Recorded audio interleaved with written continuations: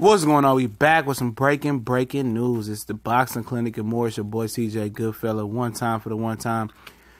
Let me know what you think about this right here. Deontay the Bronze Bomber Wilder says on Instagram today that he agreed to face Anthony Joshua next in the UK and agreed to Matchroom and Anthony Joshua's terms to come to the UK and fight.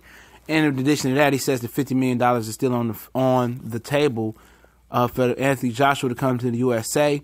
So he's willing and able next to fight Anthony Joshua in the USA or the UK. But he said he agreed to terms to come over to the UK and fight Anthony Joshua's on Matchroom terms.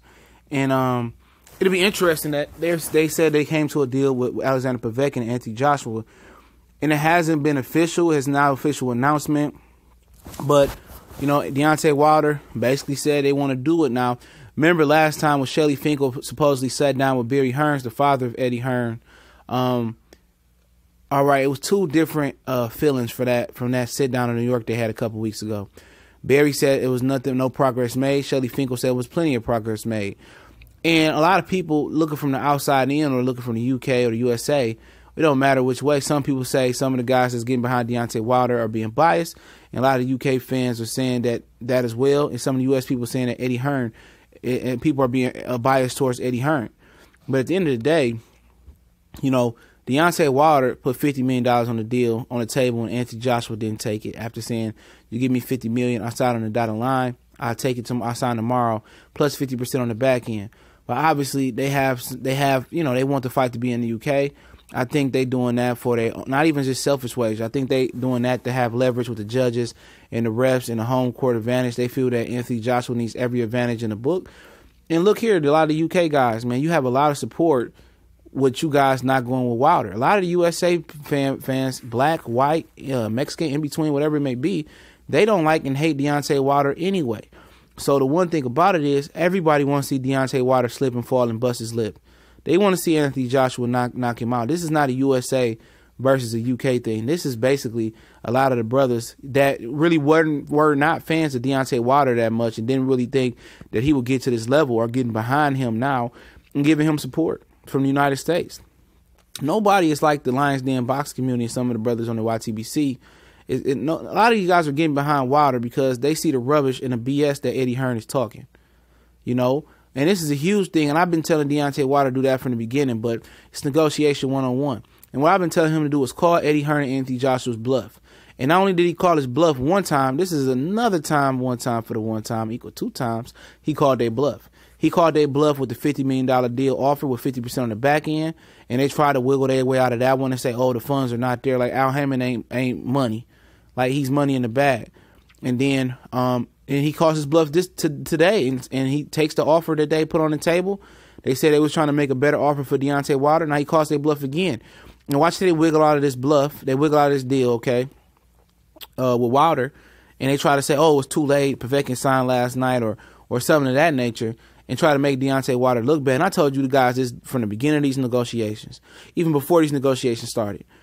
Whatever Deontay Wilder does, good, bad, in between, neutral, it doesn't matter. It really doesn't matter. People are going to hate him regardless what he does in this situation. It doesn't matter.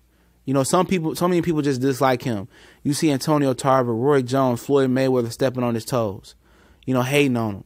You see Bob Arum say, oh, he's not that good, hating on him. You know, you see for years Brian Jennings talking shit. He ain't shit now. You see Karma comes around hating on him.